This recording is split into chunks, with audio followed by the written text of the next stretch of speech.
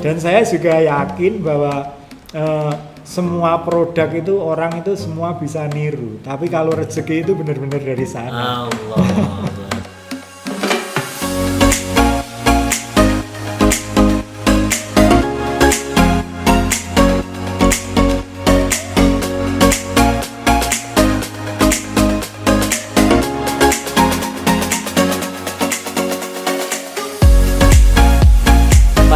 Ada pesan khusus gak untuk teman-teman UKM yang sekarang sedang memulai bisnis dan akan memulai bisnis?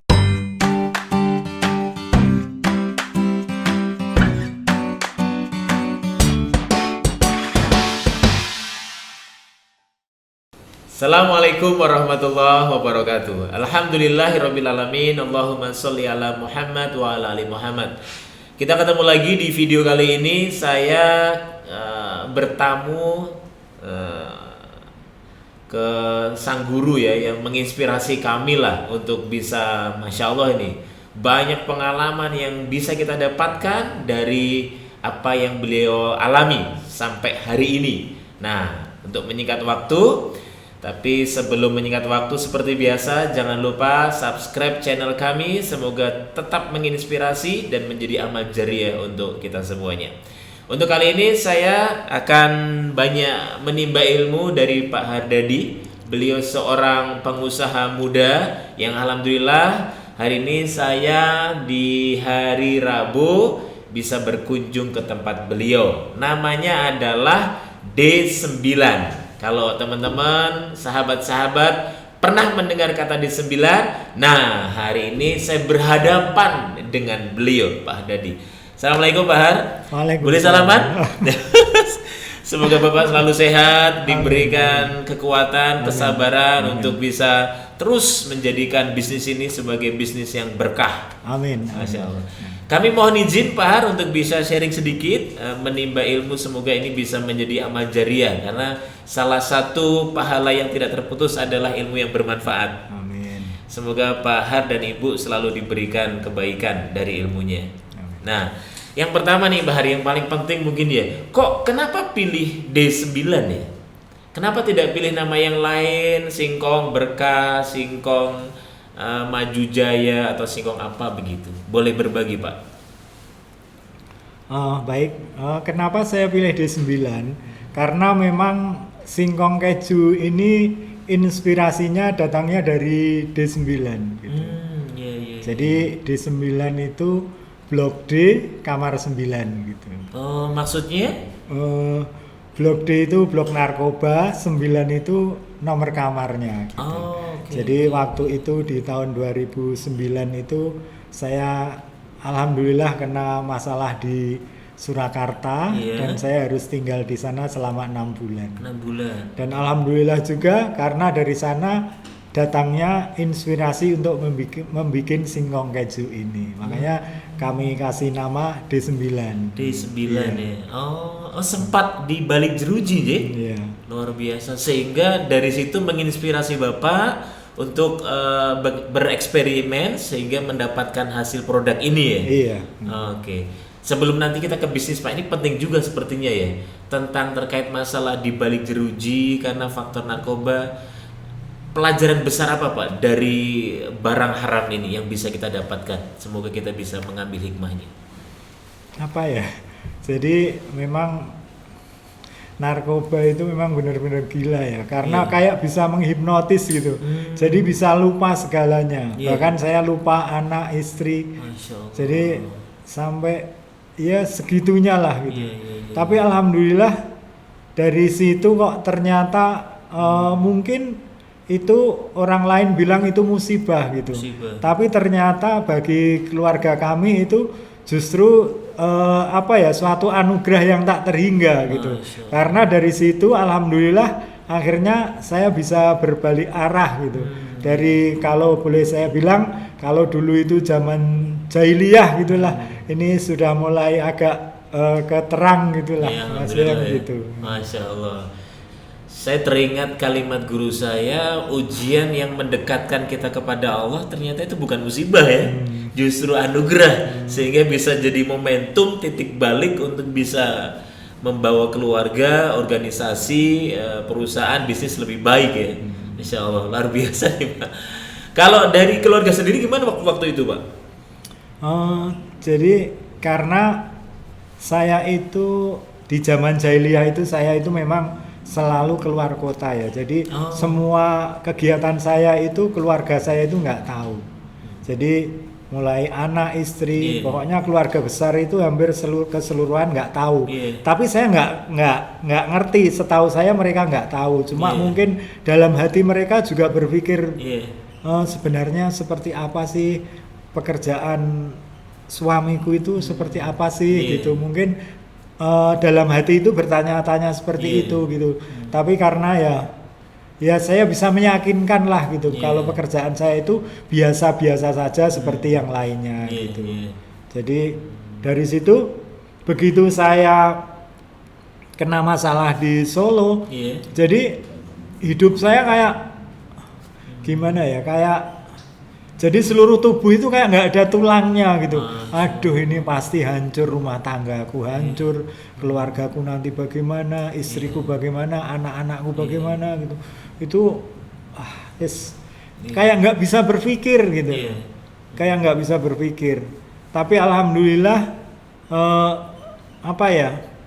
saya itu baru ingat gitu, ya Allah gitu. Jadi benar-benar di saat nggak ada pertolongan lain itu kalau nyebut Allah itu kayaknya kok ayam gitu. Sudahlah, memang aku harus cerita sama beliau gitu. Jadi dari situ akhirnya saya beranikan telepon. Begitu telepon, istri saya diem, nggak berkata apapun. Saya sampai aduh gimana gitu. Jadi baru beberapa menit itu baru bilang ya sudah nggak apa-apa gitu. Masya Allah. Akhirnya saya merasa istri saya pasti bisa menerima gitu. Nah dari situ akhirnya saya sudah agak sedikit lega gitu, sedikit lega gitu. Terus akhirnya istri saya datang, terus keluarga saya juga datang. Anak-anak belum tahu waktu itu, anak-anak belum tahu. Jadi mereka akhirnya membuat hati saya itu semakin kayak kuat gitu. Akhirnya oh begini, ini aku harus berubah gitu. Waktu itu seperti itu. Nah, dengan mereka mau menerima itu, akhirnya hati saya juga tenang gitu. Karena support dari keluarga itu ya. Tadi Bapak menyampaikan dari sisi gelap ke sisi terang, karena ada titik balik di jeruji itu Pak ya. Nah, mungkin Bapak bisa ceritakan pengalaman Pak, di balik jeruji itu Bapak menemukan apa sehingga benar-benar bisa melakukan titik balik ini. Karena kan tidak semua orang seperti itu. Ada orang yang di balik jeruji, keluar dari balik jeruji penjara, dia masih seperti sebelumnya, melakukan hal-hal yang diharamkan, kembali ke habitat aslinya. Berbeda dengan bagaimana pengalaman Pak Har menjadi seseorang yang di sana menjadi momentum untuk melakukan perbaikan, momentum untuk berbuat lebih baik hingga seperti ini gitu. Ada momen yang sangat tidak terlupakan nggak Pak dari di balik jeruji itu? Sebenarnya banyak ya. Jadi di sana itu memang ada yang baik, ada yang buruk. Gitu. Jadi kalau kita lihat di TV itu jadi kadang-kadang mereka itu di dalam itu juga sebenarnya aktivitasnya itu seperti biasa dan bisa lebih aman sebenarnya. Tetap bisa bekerja, tetap bisa apa saja lah, cuma nggak bisa keluar gitu. Jadi ada, kalau di TV itu ada kalau kita lihat ada orang yang bisa masih tetap menjalankan bisnis dari dalam gitu. Gitu. Dari dalam, terus mereka kan punya, kalau istilah kita itu punya peluncur gitu. Punya peluncur itu ada di mana-mana. Misalkan kalau di Salatiga ini ada sendiri, misalkan di Solo Raya gitu ya, ada Boyolali, ada Sragen. Itu mereka itu punya peluncur sendiri-sendiri. Tinggal transfer berapa di mana. peluncur ini yang ngasih nanti alamatnya di sini. Masya Allah. Misalkan di bawah tiang listrik jalan itu udah Iya. di situ, diambil di situ udah Iya. itu ya seperti itu. Makanya dari sana itu kalau orang mentalnya nggak jadi, Iya. itu kadang-kadang orang akan semakin lebih berpengalaman Masya karena di dalam itu mereka juga akan tahu nanti apa namanya, oh ini itu berdedikasi. Jadi seorang apa ya, mereka itu ternyata juga butuh karakter yang apa, yang setia, yang iya. kok anak ini seperti ini ya. Udah di nanti kalau di keluar sudah. Jadi pekerjaan itu sudah menanti gitu. Menanti, ya. Gitu. Tapi alhamdulillah kalau di tempat saya itu ada juga yang baik karena kita ada masjid, jadi ada tempat berkumpul, misalkan dibuka blog gitu. Iya. Kebetulan waktu itu saya itu ketemu sama ustadz-ustadz yang notabene di sana itu di tahun 2009 bukan 2009 ya, sebelumnya mereka itu kena di kasus pembunuhan. Jadi Ustadz ya? saya nggak tahu Fitnah mungkin ya? mereka entah itu pelakunya atau bukan, Iya. karena mereka itu takmir gitu. Kalau di Solo waktu itu ada kayak sweeping gitu, sweeping iya. sendiri Tahun itu. itu ya? Ya, jadi Iya. terus ada kasus pembunuhan karena waktu itu ada orang mabuk apa-apa gitu. Pokoknya terjadi kasus itu. Akhirnya di dalam itu saya ketemu beliau-beliau gitu. Ustadz Hanung, Ustadz Abu, Ustadz Pondra. Jadi di situ saya malah bisa belajar gitu. Saya dari belajar situ. ya, belajar Iqra, belajar apa saja dari situ. Akhirnya yang saya kumpulin ya mereka-mereka, begitu buka blog saya ke masjid belajar sama mereka. Lah yang di dalam ini beda lagi karena di dalam itu setiap aktivitas di dalam itu aman gitu. Artinya aman itu ya kita mau berbuat apa saja kita orang luar nggak bakalan tahu gitu. Jadi ya banyak juga yang mau ngaji, banyak juga yang beraktivitas seperti biasanya gitu. Gitu. Oh, ternyata ada orang-orang yang sangat berpengaruh ya. Sehingga menjadi titik balik bagi Pak Har untuk melakukan sesuatu yang mungkin 180 derajat ya. Semakin kenal sama Allah sehingga menjadikan Allah sebagai tujuan yang utama, dan bisa jadi itu jadi momentum untuk melakukan bisnis yang seperti ini Pak ya. Iya. Sekarang sudah sampai berapa karyawan Pak di sini Pak? Kalau di sini kurang lebih 100 sekian lah gitu. 100 ya, 100 karyawan ya. Iya. Dimulai dari kalau tidak salah gerobak, Iya. terus kemudian sekarang punya 100 karyawan itu, mohon maaf, dulu apa punya background di manajemen, kemudian ekonomi, bisnis, atau memang ini dimulai dari nol gitu Pak? Saya itu nggak punya apa ya, skill apa-apa gitu ya. Masya Allah. Kayaknya cuma saya itu memang dari dulu nggak mau diperintah, artinya nggak mau kerja sama orang lain orang gitu. lain, ya. Jadi begitu kalau di narkoba itu begitu saya ikut sama orang, begitu saya tahu ya udah saya berangkat sendiri gitu. Oh iya. Begitu tahu misalkan oh ternyata ngambilnya di sana, ya udah saya langsung gitu. Bapak tidak merasa kesulitan dengan menangani 100 SDM dengan berbagai karakter, berbagai background, kemudian berbagai keinginan dan harapan di organisasi seperti D9 ini? Sebenarnya pusing juga kalau dipikir loh ya. Tapi kalau saya apa ya, mikir nanti malah mumet karena 100 orang itu 100 permintaan gitu. Iya. Jadi 100 permintaan, 100 pemikiran, jadi nggak bisa memenuhi memenuhi keinginan mereka semua gitu. Saya bisanya itu cuma Mas, ngasih pokoknya pendekatan agama lah gitu. Jadi ngaji gitu. Saya biasanya saya ambil guru ngaji gitu. Guru ngaji yang baca Iqra, yang Al-Qur'an. Ada program rutin ya? Iya, di jadi, masjid sini? Di atas? Di produksi juga. Oh, di produksi. Jadi entah 10 menit atau beberapa menit gitu, pokoknya gantian gitu di jam kerja.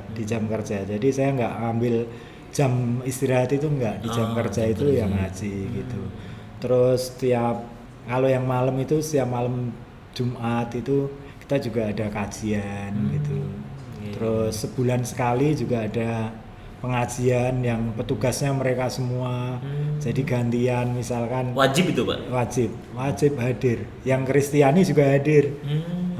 Karena itu program gitu. Karena sebelum mereka kerja di sini memang itu kewajibannya ada seperti itu. Terus apa ya? Jadi petugasnya itu kadang-kadang mereka juga jangankan kok mereka, saya sendiri jadi MC aja kadang-kadang belepotan gitu. Lah mereka itu kadang-kadang ya ternyata apa ya, seneng gitu. Mereka mau belajar, bahkan misalkan bulan ini itu untuk bulan berikutnya mereka sudah belajar gitu. Ternyata mereka seneng juga gitu. Oh ternyata begitu ya gitu. Mereka merasakan manfaatnya ya. Iya. Itu kan melibatkan tetangga-tetangga di sekitar sini Pak. Iya. Merasa kesulitan nggak Pak dengan menangani mereka masuk ke tim kita, sehingga kan namanya tetangga itu kan memang pasti ada kurang lebihnya ya. Sebenarnya enggak juga Mas. Enggak, Jadi ya? memang meskipun dulu itu sebelum saya mulai banyak karyawan itu teman bilang, kamu itu kalau ngambil karyawan jangan sama tetangga, nanti kalau kamu berantem sama istrimu orang sekampung tahu semua gitu. Iya. Tapi ternyata pemikiran kita itu beda gitu sama teman gitu. Karena kami itu merasa kami itu lebih buruk dari yang mereka sangkakan gitu. Makanya kami santai saja gitu. Kalau toh mereka mau cerita apa saja ya monggo gitu aja. Tapi ternyata sekarang ini benar Mas. Kadang-kadang kalau kita produksinya akan permintaan lebih banyak gitu, kita itu kadang mau nyuruh nggak enak gitu. Kadang-kadang kalau libur juga bareng ya gitu-gitu. Jadi kadang-kadang iya gitu. Produksi. Iya gitu. Mungkin memang dibutuhkan ini ya Pak ya, sebuah kesadaran dari dalam ya.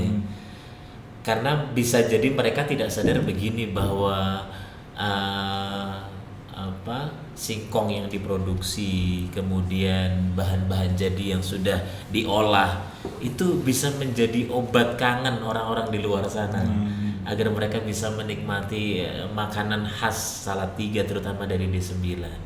Kesadaran seperti itu yang mungkin perlu ditumbuhkan kali ya. Tentang bagaimana mereka ketika diproduksi, apalagi 60%, mereka tidak hanya menggiling, memproduksi, membuat bahan-bahan makanan yang disukai oleh orang di luar sana, tapi mereka sedang menjadi jalan, orang bisa kenyang, orang bisa terpuaskan nafsu makannya karena produk-produk dari D9. Makanya semoga nanti suatu saat bisa kolaborasi dengan Pak Har terkait bagaimana menumbuhkan semangat bahwa D9 ini bukan hanya punya Pak Har, tapi saya juga memiliki, karena saya bekerja di sini bukan hanya masalah saya dengan Pak Har, tapi masalah saya dengan Allah. Saya sudah dapat gaji. Kan kalau saya tidak maksimal bekerja, pertanggungjawabannya bukan ke Pak Har, tapi kepada Allah. Nah, Masya Allah, semoga ini bisa menjadi momentum terus untuk berbenah, melebarkan sayap, sehingga D9 suatu saat saya punya harapan bisa buka di Semarang nih Pak. Masya Allah. Nah, terkait masalah ini Pak, masalah D9 lagi ya. Nah, nilai-nilai seperti apa yang dipegang teguh oleh Pak Har sehingga ini sudah berapa tahun nih Pak D9 bertahan? 10 tahun. 10 tahun ya. Pasti ada nilai-nilai ya, sesuatu yang dipegang teguh sehingga ini bisa menjadi panduan perilaku teman-teman karyawan, produksi maupun yang di front untuk bisa mencapai visi bisnis kita. Mungkin Bapak punya nilai-nilai yang spesial gitu, yang dipegang teguh. Sebenarnya ada, cuma memang berat gitu ya. Jika. Karena slogan kita itu sebenarnya ada slogan. Iya, jadi beribadah sambil bekerja gitu. Masya. Makanya itu berat gitu karena Iya. meskipun kita sudah berusaha, maksudnya ayo yang penting itu ibadah gitu. Ini itu nomor sekian gitu. Tapi sebagai contoh kadang-kadang ngaji itu tidak semuanya ikut gitu. Kadang-kadang meskipun sudah ada ustadznya, tapi Iya. ada juga yang nggak mau ngaji. Padahal wajib ya. Iya. Dari D9 ya. Iya. Jadi ya memang berat, tapi memang harus. Kenapa kita punya slogan begitu? Karena ya saya pengen seperti itu gitu. Iya, Jadi iya, iya, iya.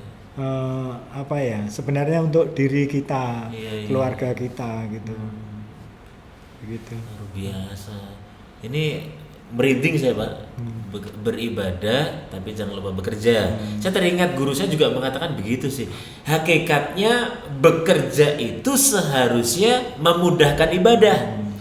Jangan sampai bekerja kita lupa ibadah ya. Tapi memang yang harus disadarkan juga begini nih mungkin Pak Har. Saya mohon dikasih masukan kalau salah. Mereka harus sadar bahwa ketika ibadah bukan sebatas sholat, bukan sebatas ngaji, bukan sebatas baca Iqra, tapi ketika mereka produksi mereka ibadah. Karena mereka menjadi jalan kebaikan untuk masyarakat di Salatiga dan sekitarnya. Pernahkah disadari oleh mereka setiap mereka produksi itu tasbih-tasbih mereka? Pernahkah disadari oleh para karyawan kalau setiap apa yang dilakukan oleh para karyawan itu sajadah panjang pengabdian mereka kepada Allah? Nah, itu kalau disadari luar biasa tuh Pak ya.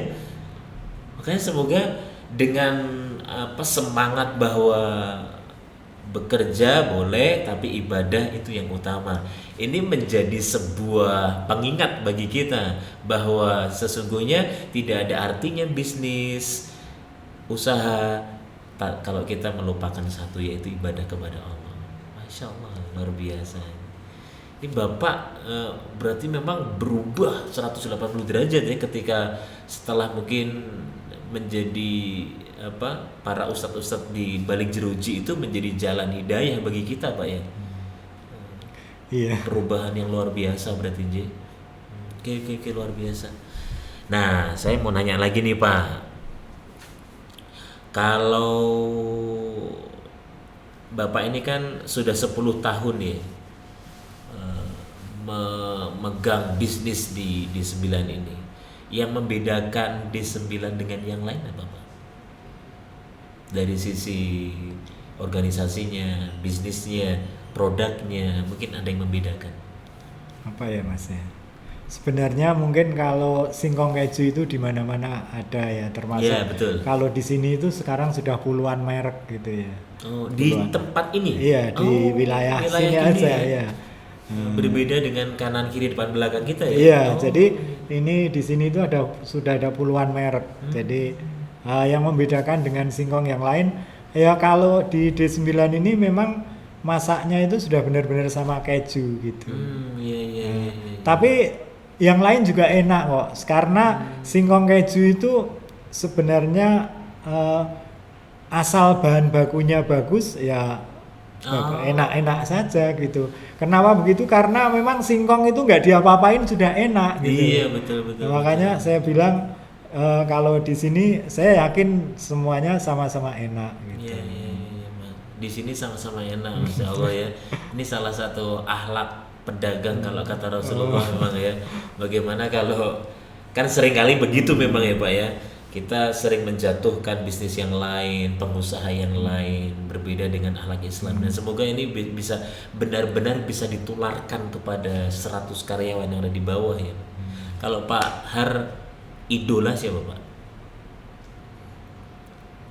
Idola itu Rasulullah Mas. Masya Allah. Saya itu benar-benar kadang-kadang akhlak beliau itu ya Masya Allah gitu. Masya Allah ya. Sempurna Pak ya. Iya.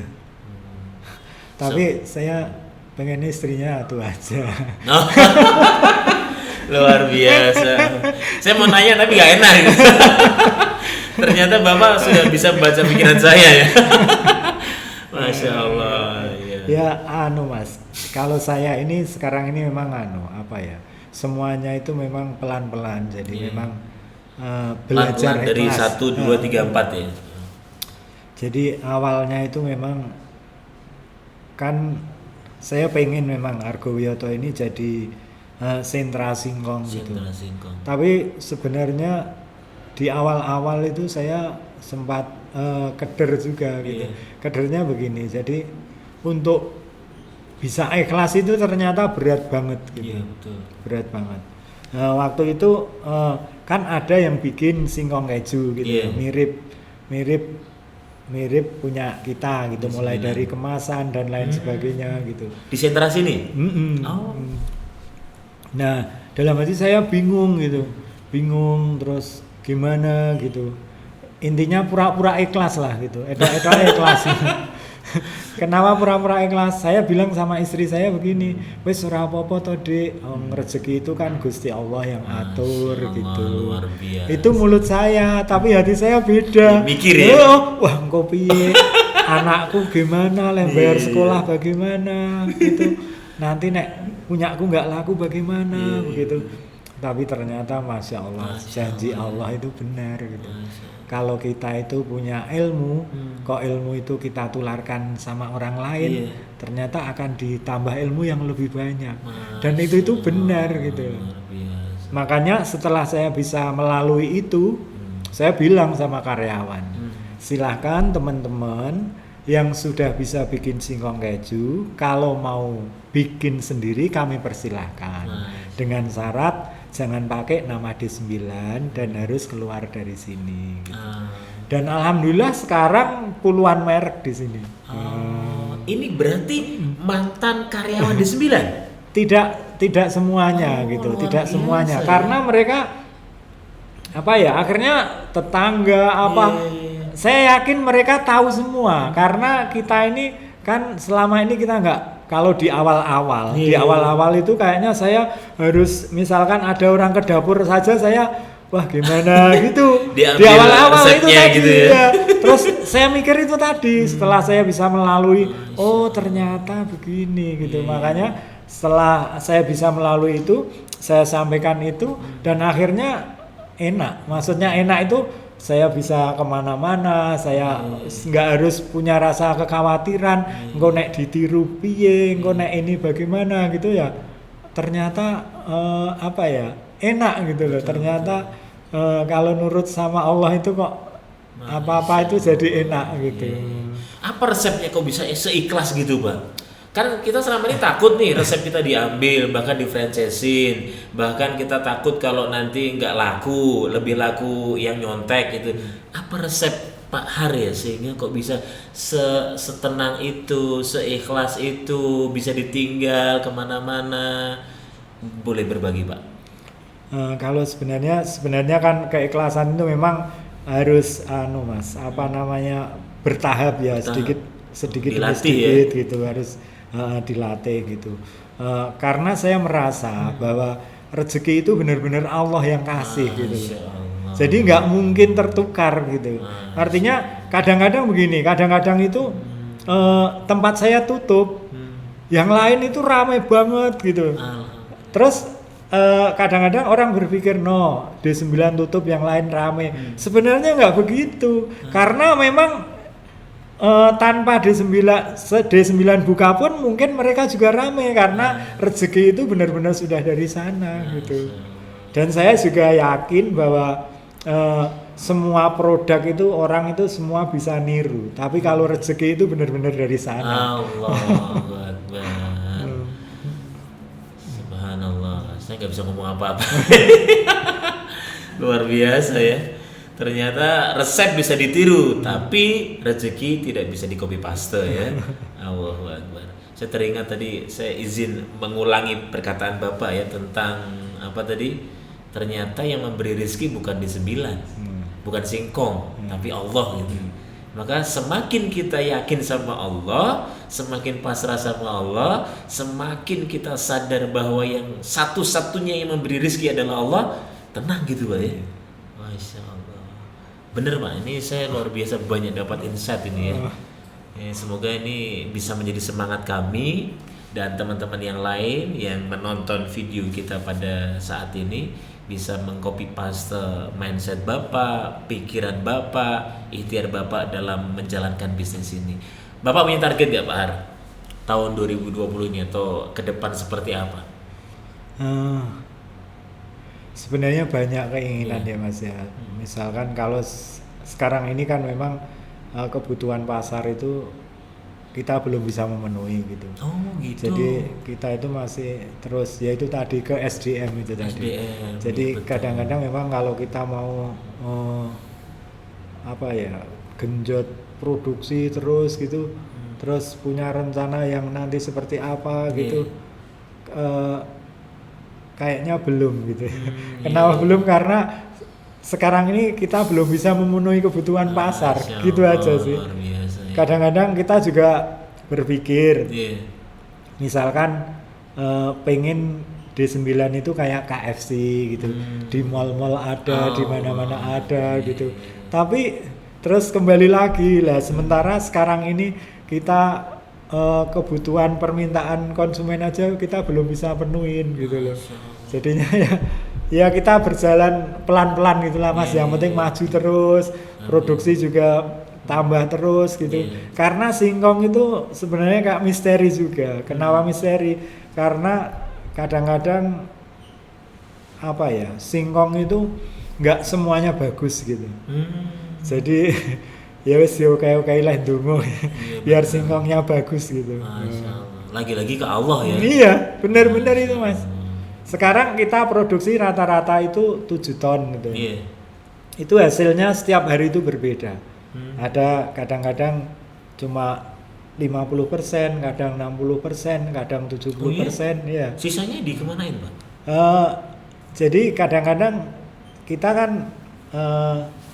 sudah diproduksi gitu ya, tapi gagal. Artinya singkongnya keras gitu. Akhirnya ya ke ternak, lari ke ternak gitu. Jadi larinya ke situ aja. Tapi kalau bagus itu ya alhamdulillah gitu.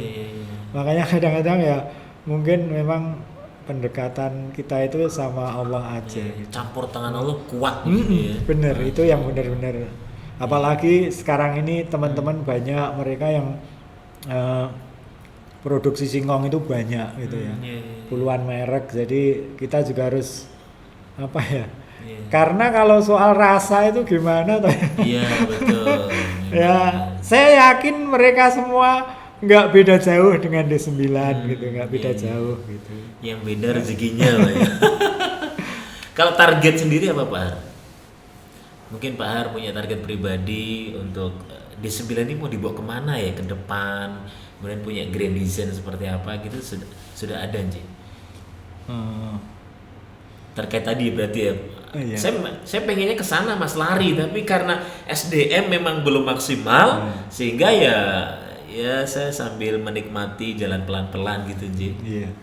Ya semoga nanti suatu saat saya bisa sharing tentang bagaimana membangun SDM sehingga karena kami kan memang dipercaya Pak. Ini kami dipercaya juga pengusaha pabrik plastik, kemudian salah seorang pengusaha dengan 4 SPBU di Solo untuk membangun kaderisasi. Karena kan harapan kami D9 bukan hanya sejarah. Pak Har nanti sudah menginjak usia tua, sudah ada yang melanjutkan. Maka kepemimpinan kan penting. Harus ada generasi yang melanjutkan, yang punya visi, yang punya hati, yang punya mindset yang sama tentang bagaimana ternyata kunci keberkahan dari Allah gitu. Kuncinya di sana memang. Nah, itu kan harus perlu dilatih dari sekarang tuh Pak. Yang kedua masalah SDM. SDM kan juga memang 90% klien kami masalahnya di sana Pak. Jadi memang satu nasib lah. Menangani karakter orang kan beda-beda gitu. Ya semoga kita doakan semoga Bapak selalu diberi kekuatan karena memang Bapak menggantungkan, mengharapkan tidak bersandar kecuali kepada Allah. Amin. Ini luar biasa, banyak sekali insight. Saya yakin ini semoga video ini bisa banyak dibaca ditonton oleh banyak orang sehingga mereka punya semangat yang sama, hati yang sama, niat yang sama, tujuan yang sama, semata-mata hanya mencari ridho Allah. Terakhir Pak Har, Pak Har, ada pesan khusus nggak untuk teman-teman UKM yang sekarang sedang memulai bisnis dan akan memulai bisnis? Mohon izin berbagi. Hmm, Pesan yang penting Pak untuk buat teman-teman UKM. Ji. Jadi kadang-kadang saya berpikir sebentar. Ji. Eh, apa ya? Jadi orang-orang itu kadang-kadang kurang sabar gitu. Misalkan memulai usaha, kalau sebagai misal sekarang ini lagi ngetrennya misalkan es kepal Milo gitu. Es kepal Milo. Nah, orang akhirnya punya modal, Rame-rame. punya modal terus akhirnya bikin es kepal Milo. Iya. Tapi begitu 1 minggu 2 minggu nggak laku, akhirnya nggak sabar, akhirnya berpikir ke usaha yang lain lagi, Yang gitu. lagi viral Nah, ini. gitu ya. Jadi makanya orang itu harus benar-benar sabar gitu. Karena sebenarnya apa ya, kesabaran itu pasti ada buahnya gitu. Jadi kalau kita apa ya berusaha dan kita sabar, itu insya Allah nanti akan membuahkan hasil gitu. Dan yang paling penting itu kita doa sih sebenarnya. Masya Allah. Kenapa begitu? Karena pertama janji Allah ya. Kalau kita itu mengutamakan hak-hak beliau gitu ya. Ya sholat, yang ngaji, ya berbuat baik, apalagi sama orang tua. Gitu kita mengutamakan hak-hak beliau, pasti urusan kita Allah yang atur.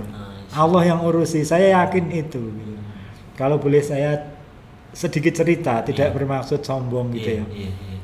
Waktu di awal-awal saya di lapangan Pancasila itu prosesnya lama, tidak langsung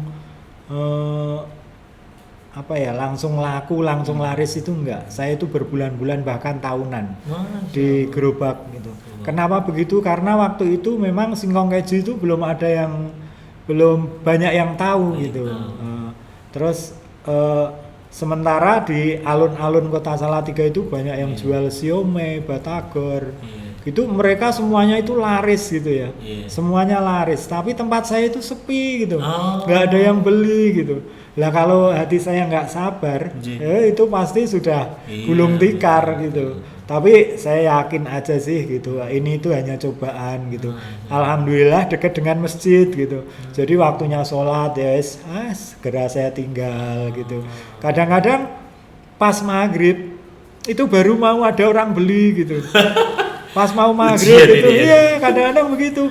Aduh ini piye gitu. Ya sudah kadang-kadang ya saya cepet-cepet saya jualin, saya tinggal gitu aja. Udah tinggal lah ini. Pasti saya merasa karena saya banyak belajar waktu di Solo itu nanti akan ketemu cobaan-cobaan yang begitu gitu. Nah, akhirnya alhamdulillah kalau orang sabar itu memang benar-benar ada buahnya. Di samping itu kita juga harus berbagi lah sama siapa saja. Tidak harus berbentuk uang, bahkan tutur kata yang baik itu berbagi juga gitu. Terus kalau yang saya lakukan kadang-kadang di masjid itu saya meskipun ya 500 rupiah gitu saya bawalah, masukin kotak amal gitu, 1.000 rupiah gitu. Nggak banyak-banyak karena waktu itu saya memang masih itu gitu, masih minim itu. Terus dan alhamdulillah memang ternyata benar gitu loh. Benarnya itu begitu pulang dari masjid, jadi saya keluar dari masjid itu meskipun di situ nggak rame, belum ada pembeli, tapi ternyata Allah kasih ketentraman hati gitu. Masya Allah. Di hati ini ayem gitu, melihat temennya laku senyum aja seneng gitu mas. Nah dari situ tapi kita nggak boleh berdiam diri, ya saya goreng, saya tawar-tawarin, dicoba bu ini singkong keju. Nanti orang pada jalan-jalan gitu kadang-kadang ada juga yang mampir gitu, oh kok enak ya gitu. Tapi kalau yang nggak suka belum merasakan gitu ya mereka cuek aja gitu. Tapi dari situ akhirnya, nah itu kesabarannya di situ. Jadi meskipun lama, tapi alhamdulillah di samping dikasih ketentraman hati, tapi ternyata hasilnya itu juga berkah gitu. Berkahnya itu begini, karena saya merasa meskipun hasil saya sedikit, tapi anak istri saya itu kecukupan gitu. Padahal besok harus nyangoni mereka gitu, tapi ternyata ada meskipun hanya 1.000-2.000 masih bisa kulaan lagi begitu. Luar biasa. Meskipun itu omsetnya baru sedikit gitu, omsetnya baru sedikit paling 200 gitu-gitu, tapi kok bisa gitu. Nah, suatu ketika pernah dapat uang 300 gitu ya. 300, tapi saya itu merasa kok uang ini kurang gitu ya. Maksudnya kok cuma 300 padahal biasanya cuma 200, 180 gitu. Itu kok merasa bagaimana gitu. Ternyata setelah tak pikir-pikir, oh iya ternyata aku tadi nggak bawa uang ke masjid gitu. Meskipun cuma 500 gitu lupa nggak bawa gitu. Oh ternyata malah kurang ya. Ya ternyata Mas, keberkahannya itu di situ. Jadi ternyata yang hadis yang kalau kamu bersyukur maka akan aku tambah nikmatmu itu betul. Ternyata Quran di situ. Iya, jadinya kadang-kadang sebenarnya bukan banyak sedikit tapi barokah apa enggak gitu ya. Jadi makanya orang kok usaha kok yang dicari berkah barokah itu ya di situ itu, karena kalau barokah itu bisa menenteramkan hati gitu, intinya gitu. Luar biasa. Tadi bicara ini Pak, mohon izin saya menanyakan ini. Bicara omset, kalau sekarang berapa itu Pak? Dulu 200, sekarang omset berapa Pak? Wah, omsetnya banyak banget ya Mas. Masya Allah. Banyak banget, saya merasa banyak Mas, pokoknya banyak banget. Semoga terus ditambah sehingga bisa banyak berbagi dengan masyarakat, dengan orang-orang di sekitar. Ada 3 tadi pesan Bapak, saya izin menyimpulkan. 1 terkait masalah sabar memang ya. Bisnis harus sabar, jangan hanya ikut yang viral Milo tadi ikut-ikutan. Kemudian yang kedua terkait masalah doa, Bapak tadi sampaikan memang jangan pernah lepas dari doa, apalagi ketika ada panggilan dari Allah, kita mendahulukan Allah maka Allah akan mendahulukan kita, Masya Allah. Yang ketiga ternyata masalah peduli ya, peduli, sedekah, berbagi, karena tidak akan pernah berkurang kecuali Allah akan tambah. Ini 3 resep yang ini juga buat saya Pak, tapi semoga ini bisa menginspirasi teman-teman semua di sini. Mungkin itu Pak, kami tidak bisa membalas apa-apa nih Pak Har, kecuali hanya saya mendoakan, melangitkan doa, semoga Pak Har selalu dijaga kesehatannya. Amin. Terus bisa memimpin teman-teman di sini sehingga orang banyak bisa merasakan ternyata produk ini sangat-sangat different dengan yang lain. Bisa jadi bukan karena rasanya ya, tapi karena Allah menggerakkan orang-orang di luar sana agar datang bukan ke tempat yang lain tapi di 9. Insyaallah. Terima kasih, jazakallah khair Pak Har. Semoga ini menjadi amal jariah, ilmu jariah. Terima kasih banyak. Semoga kita bisa berjumpa lagi di lain kesempatan. Sampaikan salam kami untuk keluarga di rumah. Semoga nanti bisa silaturahim lagi. Terima kasih atas waktunya, atas jamuannya. Semoga ini bisa menjadi cara Allah melapangkan, lebih lapang lagi rezeki untuk di 9. Amin. Itu Pak Har, terima kasih banyak. Masya Allah, jazakallah khair. Sekali lagi, assalamualaikum. Waalaikumsalam.